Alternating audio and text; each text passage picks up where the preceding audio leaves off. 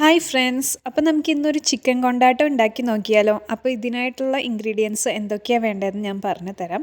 അപ്പോൾ ഇതിനായിട്ട് ഞാനിവിടെ എടുത്തത് ഒരു 1/2 കിലോ ചിക്കനാണ്. അപ്പോൾ ഞാൻ ഇവിടെ എടുത്തത് ബോൺലെസ് പീസ് ചിക്കനാണ് കേട്ടോ. ഇനി ഈ ചിക്കനിലോട്ട് ഒരു മാരിനേഷൻ പ്രിപ്പയർ ചെയ്യാൻ വേണ്ടിയിട്ട് നമുക്ക് ഏകദേശം 1 ടീസ്പൂൺ പെരിഞ്ജീരകം, ഒരു 5-6 ചെറിയുള്ളി, അതേപോലെ തന്നെ ഒരു വലിയ കഷ്ണം ഇഞ്ചി ചെറുതാക്കി അരിഞ്ഞതും, പിന്നെ അതേപോലെ തന്നെ ഒരു 2 പച്ചമുളക് ഇതേപോലെ ചെറുതാക്കി അരിഞ്ഞതും, ഒരു കുടം വെളുത്തുള്ളി ഒന്ന് ചെറുതാക്കി അരിഞ്ഞതും നമുക്ക് ആവശ്യമുണ്ട്. ഇതെല്ലാം കൂടി എടുത്ത് നമുക്കിതൊന്ന് മിക്സിയുടെ ജാറിൽ ഇട്ട് കൊടുക്കാം. എന്നിട്ട് നമുക്ക് ഈ ഒരു പേസ്റ്റ് ഉണ്ടാക്കാൻ വേണ്ടിയിട്ട് ഇതൊന്ന് നന്നായിട്ട് അരച്ചെടുക്കാം.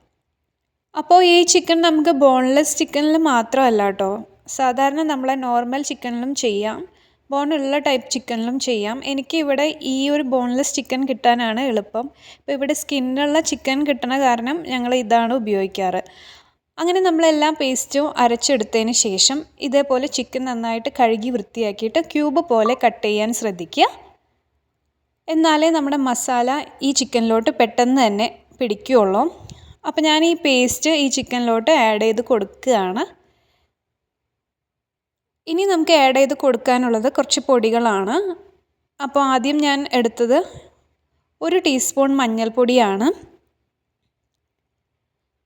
അതിനുശേഷം ഞാൻ ആഡ് ചെയ്ത് കൊടുത്തത് എരിവിനായിട്ട് ഒരു 2 ടീസ്പൂൺ മുളക് പൊടിയാണ്. പിന്നെ ഞാനിവിടെ ചേർത്ത് കൊടുത്തത് ഒരു ചെറുനാരങ്ങയുടെ പകുതി നീരാണ്. അപ്പോൾ നല്ല പുളിയുള്ള ചെറുനാരങ്ങയൊക്കെ ആണെങ്കിൽ അധികം നീര് ചേർത്ത് കൊടുക്കണ്ട. ഇപ്പോൾ ഞാൻ ആഡ് ചെയ്ത് കൊടുത്തത് ആവശ്യത്തിനുള്ള ഉപ്പാണ് കേട്ടോ. പൊടികളെല്ലാം ചേർത്ത് കൊടുത്തതിന് ശേഷം ചിക്കനിലോട്ട് ഇതെല്ലാം കൂടി നന്നായിട്ട് മിക്സ് ചെയ്ത് കൊടുക്കുക. അപ്പോൾ ഇതേപോലെ മിക്സ് ചെയ്ത് കൊടുത്തതിന് ശേഷം ഒരു അരമണിക്കൂർ വരെ നമുക്കിതൊന്ന് മൂടി വെച്ച് ഇതൊന്ന് റെസ്റ്റ് ചെയ്യാൻ വെക്കാം.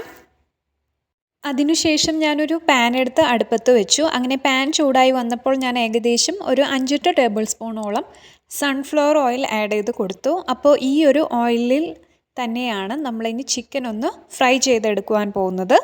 അങ്ങനെ ഓയിലൊന്ന് ചൂടായി വന്നതിന് ശേഷം ഞാനിവിടെ നേരത്തെ തന്നെ മാരിനേറ്റ് ചെയ്ത് വെച്ച ചിക്കൻ ഓരോന്നോരോന്നായിട്ട് ആഡ് ചെയ്ത് കൊടുക്കുകയാണ് ചെയ്യുന്നത്.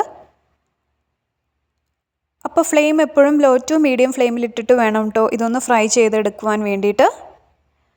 അപ്പോൾ ചിക്കൻ ഫ്രൈ ചെയ്തെടുക്കുമ്പോൾ അധികം ഡീപ്പ് ഫ്രൈ ഒന്നും ആക്കണ്ട, നന്നായിട്ടൊന്ന് വെന്ത് വന്നാൽ മതി. അതേപോലെ തന്നെ ഈ ഓയിൽ ഒട്ടും കരിയാതെ വേണം കേട്ടോ ചിക്കൻ ഫ്രൈ ചെയ്തെടുക്കുവാൻ വേണ്ടിയിട്ട്. കാരണം നമുക്ക് അടുത്ത സ്റ്റെപ്പിൽ ഈ ഒരു ഓയിൽ ആവശ്യമുണ്ട്. അപ്പോൾ ഈ ഒരു ഓയിലിട്ടിട്ടാണ് നമ്മൾ അടുത്ത സ്റ്റെപ്പ് ചെയ്യുന്നത്. അപ്പോൾ ഓയിൽ ഒരിക്കലും കരിയാതെ സൂക്ഷിക്കണം. അങ്ങനെ എല്ലാ പീസും ഇട്ട് കൊടുത്തതിന് ശേഷം ഏകദേശം ഒരു 5 മിനിറ്റ് വരെ ഓരോ ഭാഗവും വെന്ത് വരുന്ന രീതിയിലാണ് ഞാനിപ്പോൾ ഇവിടെ ഫ്രൈ ചെയ്യുന്നത്. അങ്ങനെ 5 മിനിറ്റിന് ശേഷം ഇതെല്ലാം കൂടിയിട്ട് ഒന്ന് മറിച്ചിട്ട് കൊടുക്കണം കേട്ടോ.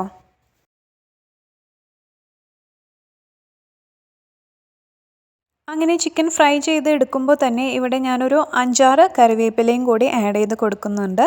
അപ്പോൾ ഇത് നന്നായിട്ടൊരു ഫ്ലേവർ കിട്ടാൻ വേണ്ടിയിട്ടാണ് കേട്ടോ. അങ്ങനെ ഏകദേശം ഒരു 5 മിനിറ്റ് കഴിഞ്ഞതിന് ശേഷം ഞാൻ അടുത്ത ഭാഗവും ഇതേപോലെ ഒന്ന് മറിച്ചിട്ട് കൊടുത്ത് വേവിക്കുകയാണ് കേട്ടോ. ഇതും ഞാനൊരു 5 മിനിറ്റ് തന്നെയാണ് വേവിക്കുന്നത്. അപ്പോൾ എൻ്റെ എല്ലാ ഭാഗവും ഇതേപോലെ നന്നായിട്ടൊന്ന് ഫ്രൈ ചെയ്ത് വന്നു. അപ്പോൾ ഇതേപോലെ ഞാൻ 2 ബാച്ചായിട്ട് ചിക്കൻ മൊത്തം ഫ്രൈ ചെയ്ത് എടുത്തു കേട്ടോ. അങ്ങനെ ചിക്കൻ ഫ്രൈ ചെയ്ത് എടുത്ത അതേ ഓയിൽ തന്നെയാണ് നമ്മളൊരു മസാല ഉണ്ടാക്കുവാൻ പോകുന്നത്. അപ്പോൾ അതിനായിട്ട് എനിക്കിവിടെ ഏകദേശം ഒരു 2 ടേബിൾ സ്പൂൺ ഓയിൽ എക്സ്ട്രാ ഒഴിച്ചു കൊടുത്തു ഞാൻ. അങ്ങനെ ഈ ഒരു ഓയിലിലെ മസാല എല്ലാം നന്നായിട്ടൊന്ന് മിക്സാക്കി കൊടുത്തതിന് ശേഷം ഞാനിവിടെ ആഡ് ചെയ്യുവാൻ പോകുന്നത് ഏകദേശം ഒരു 20 ചെറിയുള്ളിയാണ്. അപ്പോൾ ചെറിയുള്ളി ഇതേപോലെ നന്നായിട്ട് ചെറുതാക്കി അരിഞ്ഞിടുവാൻ ശ്രദ്ധിക്കുക. എന്നിട്ട് ഈ ഒരു ഓയിലിലിട്ട് ഈ ഒരു ചെറിയുള്ളി നന്നായിട്ടൊന്ന് സോട്ട് ചെയ്തെടുക്കണം കേട്ടോ. അപ്പോൾ ഞാനത് മുഴുവനായിട്ട് ആഡ് ചെയ്ത് കൊടുത്തു. ഇനി അതൊന്ന് നന്നായിട്ട് ഈ ഒരു ഓയിലിലിട്ട് വഴറ്റുക. അപ്പോൾ അതും നമ്മൾ ഇതേപോലെ തന്നെ ലോ ടു മീഡിയം ഫ്ലെയിമിലിട്ടിട്ട് വേണം കേട്ടോ ചെയ്യുവാൻ വേണ്ടിയിട്ട്.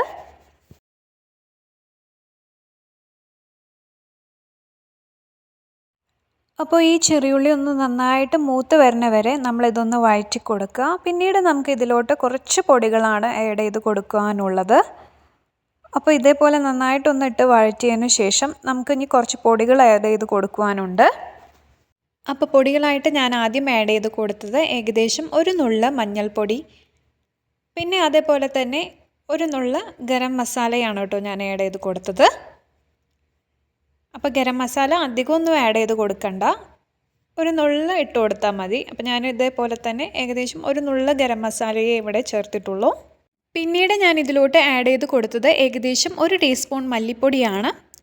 പിന്നെ ഞാൻ ചേർത്ത് കൊടുത്തത് ഏകദേശം ഒരു 2 ടീസ്പൂൺ ചതച്ച മുളകാണ്. അപ്പോൾ ഇതേപോലെ ചില്ലി ഫ്ലേക്സ് നമ്മൾ ഇതിലോട്ട് ആഡ് ചെയ്ത് കൊടുക്കുക. അതിനുശേഷം ഞാൻ ആഡ് ചെയ്ത് കൊടുത്തത് എരിവിനായിട്ട് 1 ടീസ്പൂൺ മുളക് പൊടിയാണ്. മുളക് പൊടി ചേർത്ത് കൊടുത്തതിന് ശേഷം ഞാനിവിടെ ആഡ് ചെയ്ത് കൊടുത്തത് പാകത്തിനുള്ള ഉപ്പാണ്. ഉപ്പ് ഞാനിവിടെ ഒരു നുള്ളേ എടുക്കുന്നുള്ളൂ. അതിനുശേഷം ഞാൻ ചേർത്ത് കൊടുത്തത് ഒരു വലിയ ടേബിൾ സ്പൂൺ ഇഞ്ചിയും വെളുത്തുള്ളിയും പേസ്റ്റാക്കി കൊടുത്തതാണ്. അപ്പോൾ ഇതേപോലെ എല്ലാം കൂടി ചേർത്തതിന് ശേഷം നന്നായിട്ടൊന്ന് സോട്ട് ചെയ്ത് കൊടുക്കുക. ഇത് ചെയ്യുമ്പോൾ ശ്രദ്ധിക്കേണ്ടത് ഫ്ലെയിം എപ്പോഴും ലോ ടു മീഡിയം ഫ്ലെയിമിലായിരിക്കണം, അല്ലെങ്കിൽ പൊടികളെല്ലാം കരിഞ്ഞു പോവും. അങ്ങനെ എല്ലാം കൂടി നന്നായിട്ടൊന്ന് മൂത്ത് വരുന്നത് വരെ നമ്മൾ ഇതേപോലെ ഒന്ന് നന്നായിട്ട് വഴറ്റിയെടുക്കണം. അങ്ങനെ പൊടികളെല്ലാം നന്നായിട്ട് മൂത്ത് വന്നതിന് ശേഷം ഞാനിവിടെ ആഡ് ചെയ്ത് കൊടുക്കുന്നത് ഒരു 2 വലിയ ടേബിൾ സ്പൂൺ ടൊമാറ്റോ സോസാണ്.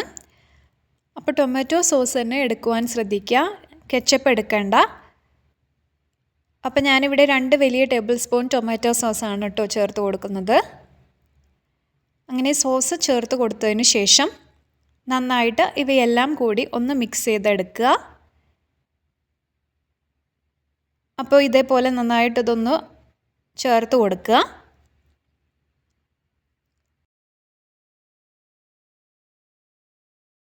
അങ്ങനെ ഇവയെല്ലാം കൂടി മിക്സായി വന്നപ്പോൾ എൻ്റെ മസാല ഒന്ന് ഡ്രൈ ആയ പോലെ തോന്നി. അപ്പോൾ ഞാനിവിടെ ആഡ് ചെയ്ത് കൊടുത്തത് കുറച്ച് ചൂടുവെള്ളമാണ്. അപ്പോൾ ഇതൊരു 2-3 വലിയ ടേബിൾ സ്പൂൺ ചൂടുവെള്ളമാണ് ഞാനിവിടെ ആഡ് ചെയ്ത് കൊടുത്തത്. അങ്ങനെ എല്ലാം കൂടി ഇതൊന്ന് മിക്സാക്കി നന്നായിട്ടൊന്ന് വഴറ്റിയെടുക്കുക. അപ്പോൾ ഇതേപോലെ മസാല ഒന്ന് ലൂസാക്കി എടുക്കുക.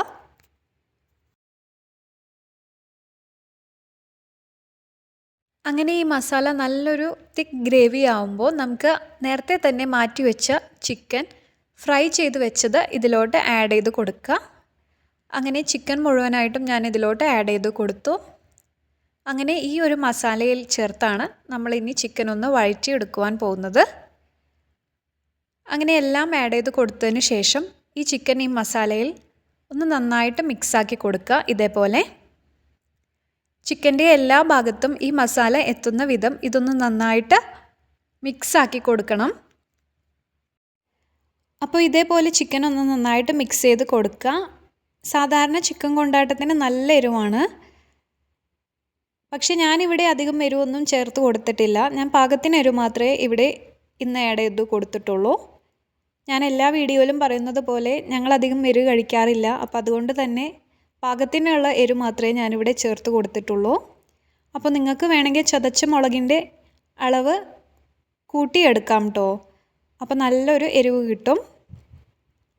അപ്പോൾ ഇതാണ് കേട്ടോ ചിക്കൻ്റെ ഫൈനൽ ലുക്ക് എന്ന് പറയുന്നത്. ഇതേപോലെ നന്നായിട്ട് ഗ്ലേസിങ് ആയിട്ട് കിട്ടും നമ്മൾ ഈ സോസിലൊക്കെ ഇട്ട് വഴറ്റുമ്പോൾ. അപ്പോൾ ചിക്കൻ കൊണ്ടാട്ടം കഴിച്ചവർക്ക് എല്ലാവർക്കും അറിയാം, നല്ലൊരു രുചിയാണിതിന്. അപ്പോൾ ഇത് നമുക്ക് അപ്പത്തിൻ്റെയും അതേപോലെ തന്നെ പത്തിരിയുടെയും ചപ്പാത്തിയുടെയും കൂടെയൊക്കെ കഴിക്കാം കേട്ടോ.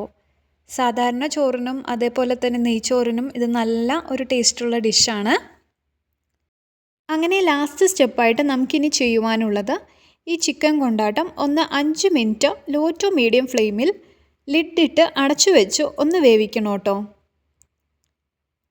അപ്പോൾ ഏകദേശം ഒരു 5 മിനിറ്റ് കഴിഞ്ഞതിന് ശേഷം ഞാനിതൊന്ന് തുറന്ന് നോക്കി. പിന്നെ ലാസ്റ്റ് ഇൻഗ്രീഡിയൻ്റായ കറിവേപ്പിലയും ഞാൻ ഇതിലോട്ട് ആഡ് ചെയ്ത് കൊടുത്തു. അങ്ങനെ എല്ലാം കൂടി ഒന്ന് നന്നായിട്ട് ഒന്ന് മിക്സ് ചെയ്ത് കൊടുക്കണം കേട്ടോ. ഇപ്പോൾ നമ്മുടെ ചിക്കൻ കൊണ്ടാട്ടം ഇവിടെ തയ്യാറായി. അപ്പോൾ നിങ്ങൾക്ക് ഈ വീഡിയോ ഇഷ്ടപ്പെട്ടാൽ നിങ്ങൾ ലൈക്ക് ചെയ്യുകയും സബ്സ്ക്രൈബ് ചെയ്യുകയും ചെയ്യണം കേട്ടോ. Thank you.